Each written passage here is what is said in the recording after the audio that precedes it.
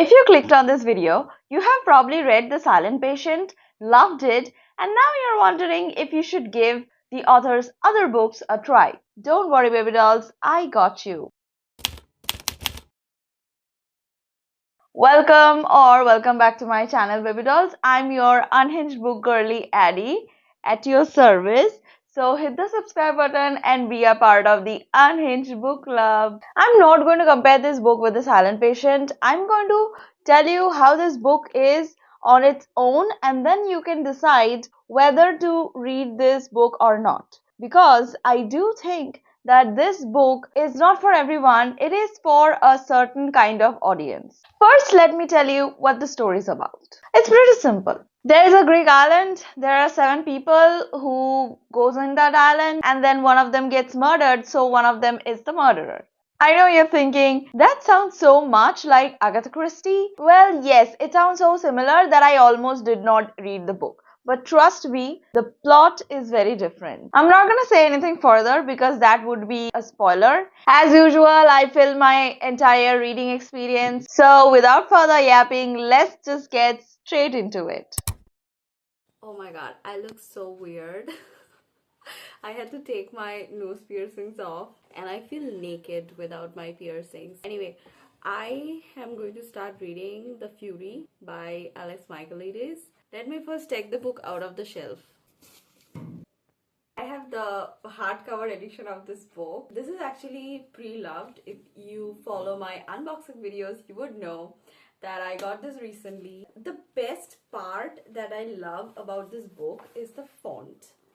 Look at how big it is. It will be good for my grandma vision. Also, if I take this dust jacket off, look at this. This is so cool. Okay, so I don't know anything about this book. I haven't read the blurb on this book because I wanted to get on this blind. I just remember when I first got this book, I read that there's an island. That's all I know about this book. So I'm going to start reading it, but before we dive into it, I want book tabs. I generally go with the colors of the cover. So I'm going to focus on blue, orange and yellow.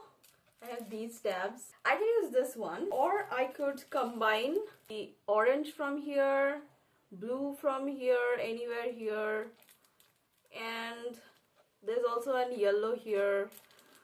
Let's see, I can combine these. So I decided to choose these 3 colors, and I'm just gonna write what they will indicate. Quotes, adrenaline, and then in the course of my reading I'll choose more topics to tab.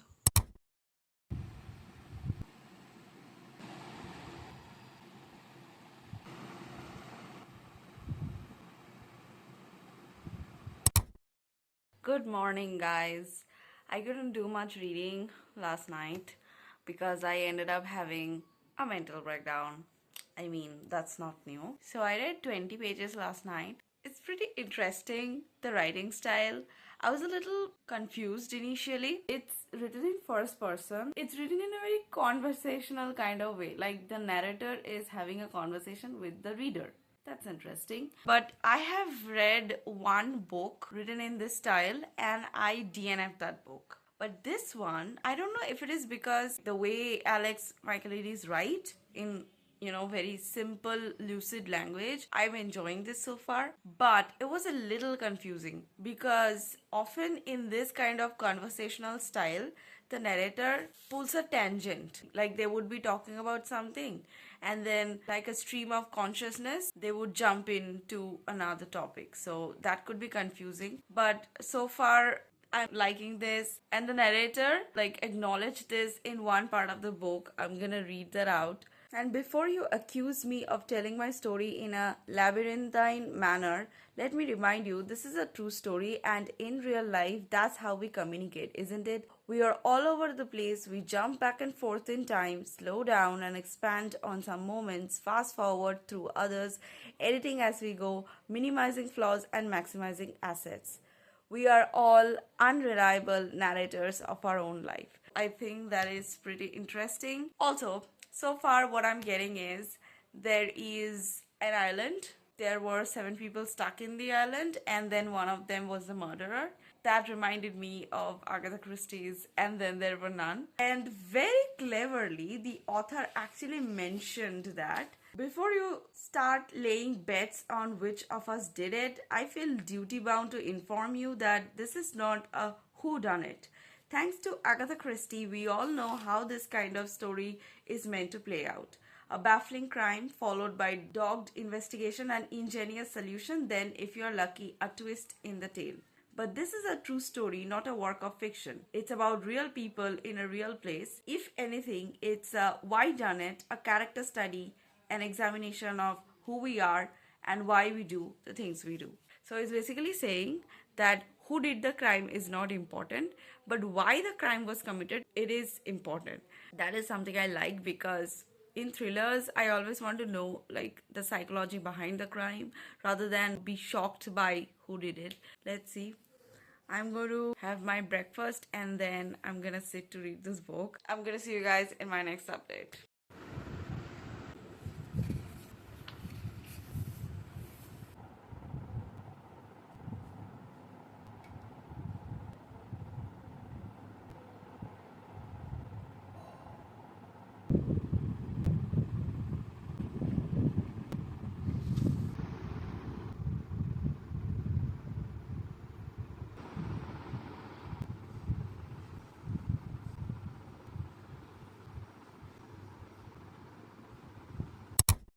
Imagine reading about a stormy murder night on a Greek island in this weather.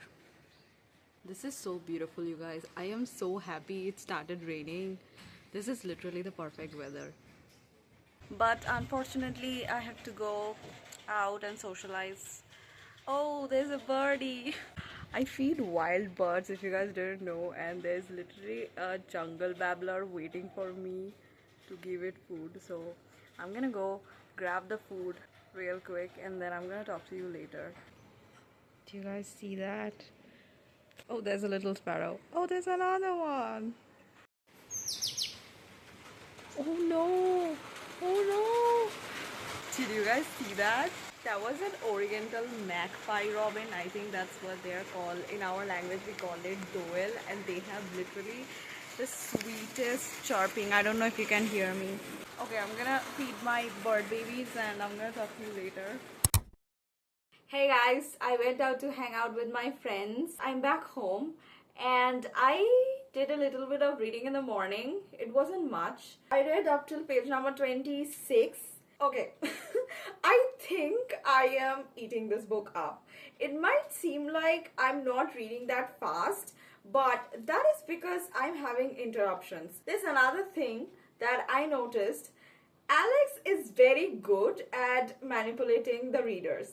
I feel manipulated right now, but I am unable to guess what actually is going on. Like, everything is kind of like a mystery right now, obviously, because I don't even know what happened in the island, like why someone would get murdered and how exactly the murder took place. And one thing that I always love about Alex's books, it is the Greek mythology part and also, his world building. The name The Fury is actually related to a Greek myth, but I'm not going to tell you any of that. I want you to experience the book if you plan to read it. I have plans of reading as much as I can, at least finish 100 pages today. Let's see if I can do that. For now, I'm going to film an unboxing video because I have 2 parcels. After I'm done with that, I'm gonna sit to read the book. I am going to see you guys in my next update.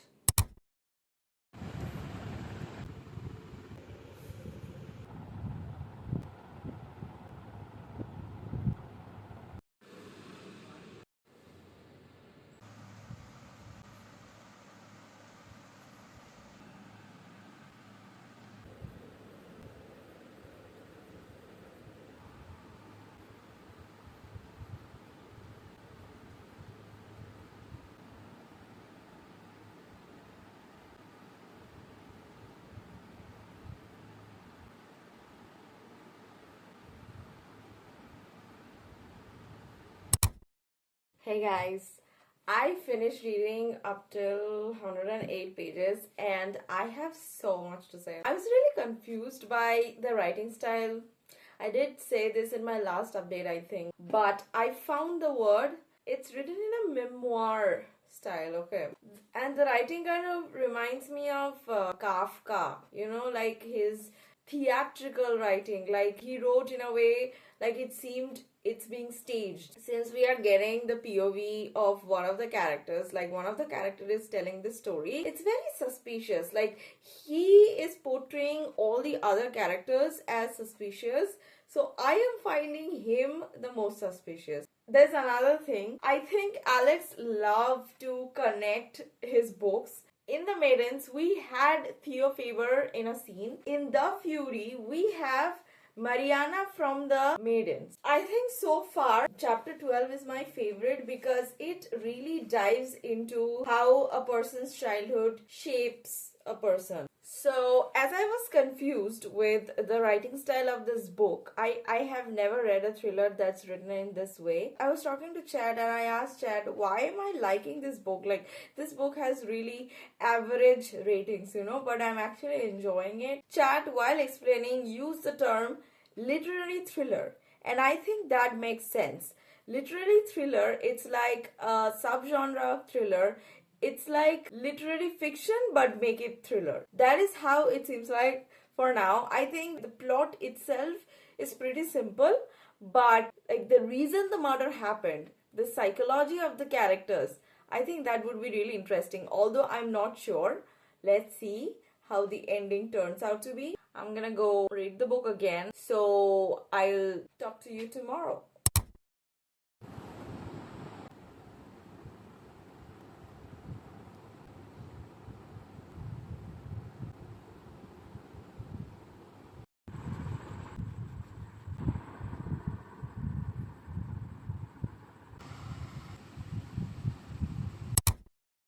I finished up till 160 pages and I'm a little unsure if this book is going to be a 5 stars. I know I shouldn't think about that now, but I am very confused right now. Here's the thing. I am enjoying the book. I'm thoroughly enjoying the book. I am literally flying through it. I don't think I have read a book this fast in months.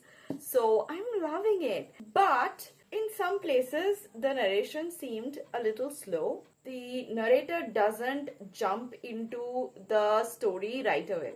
But that's okay for me because, like I said, it's written in a very theatrical, dramatic way. But this is really giving Gone Girl vibes. Like, for example, the book is divided into acts. There are 5 acts in this book. If you have read Gone Girl, you would know that the book is divided into 3 parts. And in the middle part, part 2, there you see the reveal, what actually happened. Here in this book, the same thing happened. In Act 2, we are seeing the reveal. Extra information about the incident which the narrator deliberately omitted the first time. So yeah, I think that's all that I have to say for this update. And I'm really excited to read the rest of this book and see what it has to offer. I'm gonna see you guys in my next update.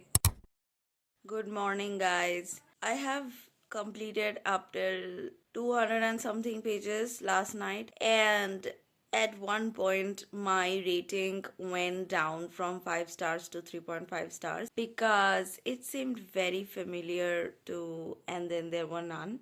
Like this whole business of there's only the 6 of us on this island, so it's just us, one of us is the murderer, was very much like And Then There Were None. So I was like, nah, this is disappointing. But then the next chapter was kind of like it took a different turn, and I felt like this guy, the narrator, is brainwashing me. I'm confused what's going on.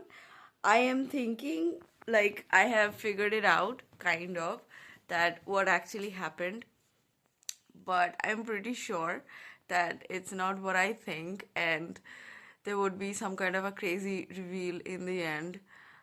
So I don't know yet, but so far it seems like a 4 star to me, okay?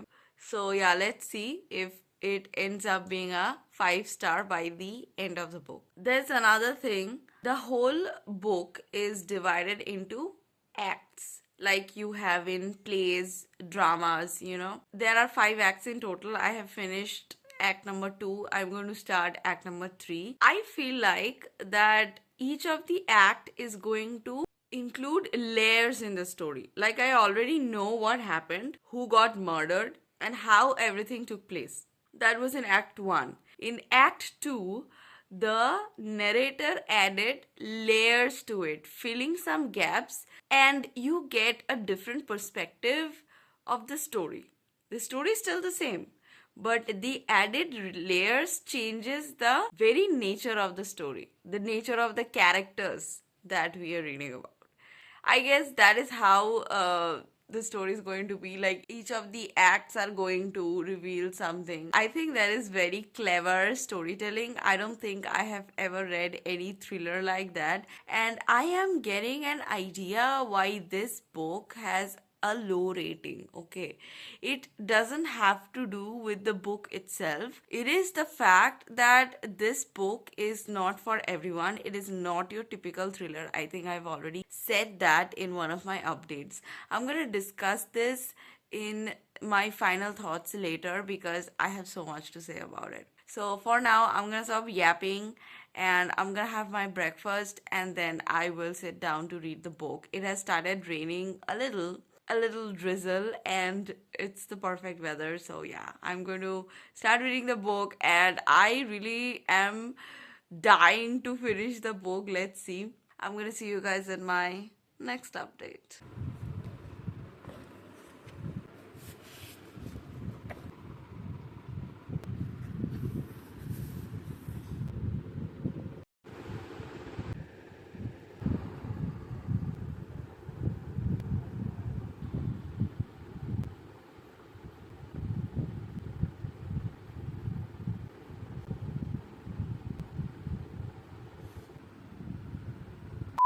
You guys, I cried for the culprit. take it from me, you guys. This book is not just a thriller.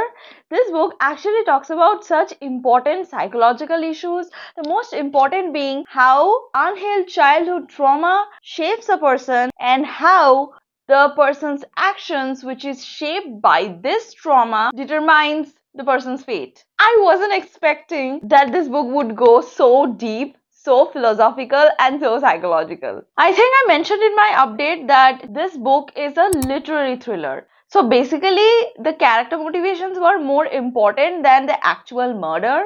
So if you're looking for a fast-paced thriller which is bloody with a lot of twists and a crazy whodunit, then this book is not for you. This book is more like a slow burn with a medium pace. But despite the pace being a little bit medium, although it picked up towards the end of the book, I thoroughly enjoyed it because of how emotional it was. As a reader, I'm very emotional. I get really immersed in the story. I read books very emotionally, so this book was perfect for me. It was actually pretty easy to guess who the culprit was, and there were a few twists which I could easily guess. But there were others which I couldn't guess, written in that very typical Alex Michaelides deadpan manner. You know, the way he writes those twists that makes my brain glitch for a solid second. But what actually affected me was how emotional the story was. I was thinking while I was reading that it is so easy to label someone as a monster, not knowing how much pain they went through that shaped them the way they are. I'm not condoning the culprit's behavior. Don't think that I'm saying whatever he did, it was okay. It wasn't okay. What I'm trying to say is that it is very sad to see that some people never get out of the vicious cycle of their trauma. I will quote this therapist here. When we are young, Mariana said, and afraid when we are shamed and humiliated, something happens. Time stops. It freezes in that moment. A version of us is trapped at that age forever. Trapped where? Asked Liz, one of the group. Trapped here. Mariana tapped the side of her head. A frightened child is hiding in your mind, still unsafe, still unheard and unloved. And the sooner you get in touch with that child and learn to communicate with them, the more harmonious your life will be. And then she addresses this to the character. You were meant to liberate him, but ended up becoming his jailer. Then there's also this. These are the mad hoops damaged people jump through, so desperate to receive love, but when it is given to us, it can't be felt.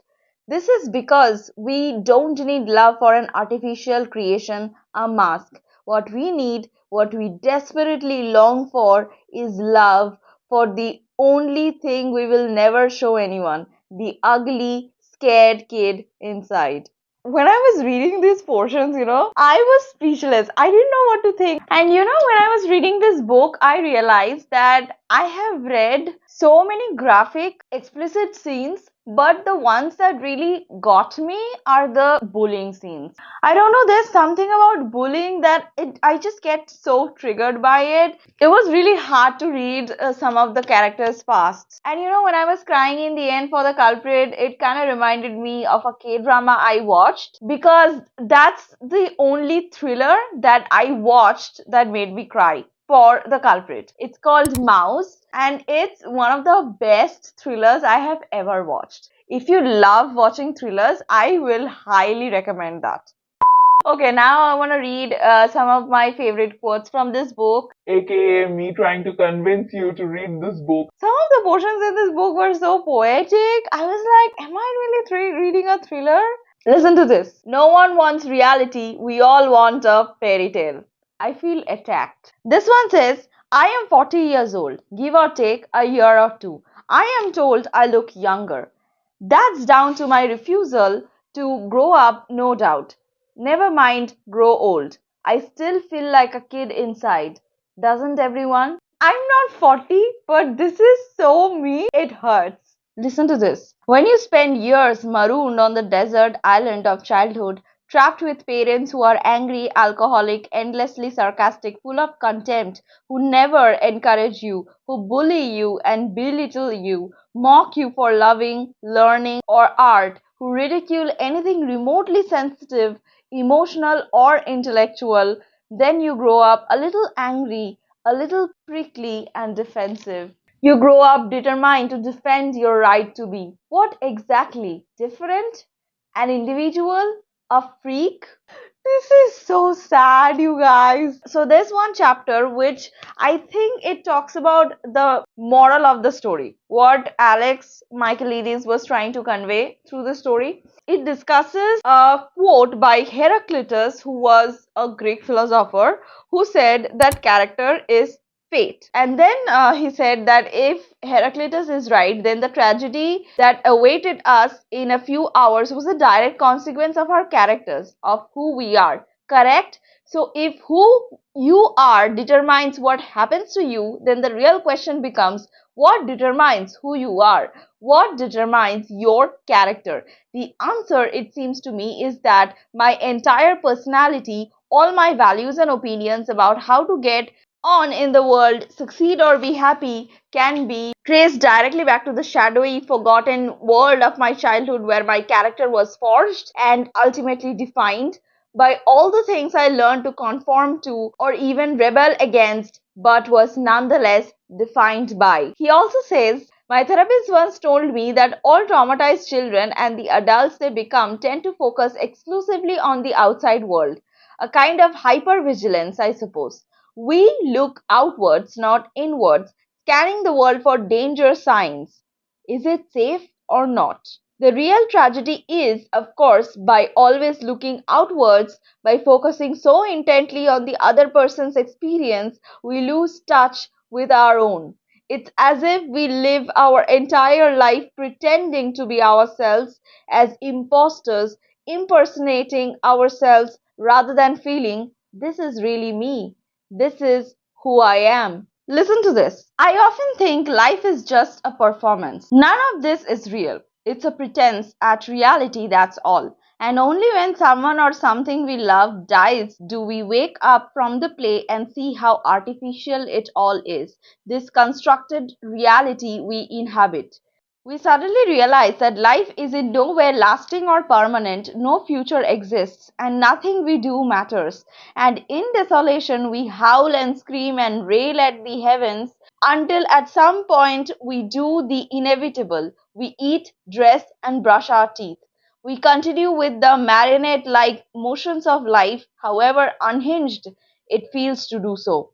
Then, ever so slowly, the illusion takes over again until again we forget that we are just actors in a play until the next tragedy strikes, of course, to wake us up. This is how my existential crisis at 2 a.m. sounds like. Okay, this is the last one, and this one like genuinely broke me, like honestly. So basically, this person's therapist asked them that why did you write? Okay, why are you creative? The person says, to me, the answer was painfully obvious. I was creative because when I was a child, I was dissatisfied with the reality I was forced to endure.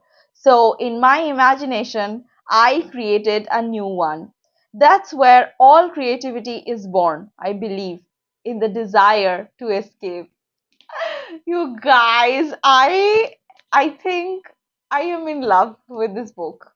I still could not give this book a 5 stars despite the fact that I thoroughly enjoyed it. That's because I could guess a lot of the twists. And that's because the author relies a little too much on the unreliable narrator trope. And like I said, this book is written in a conversation kind of way. There were certain portions where the narrator pulled a tangent, which is normal for this kind of writing, but sometimes I felt like there were over explanations and it felt a little boring in those portions. Otherwise, this book was perfect for me. So basically, what I understood, the moral of the story is that whatever happens to us in our childhood shapes us, and then whatever action that we take, if it is shaped by the trauma of our childhood, then that action determines our fate.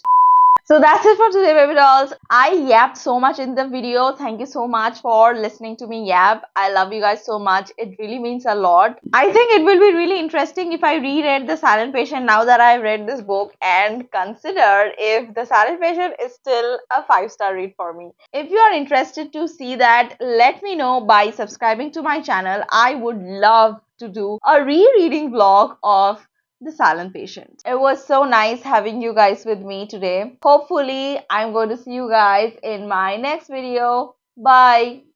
Love you. Yes, there were a few twists in the written in that very typical Alex Michaelides. Okay, now I want to read. Okay, now I want to read some of the. Okay, now I want to read some of the favorite portions. Okay, now I. Okay, now. Author relies a little too much on the unreliable character trope. The author relies a little too much on the unreliable character.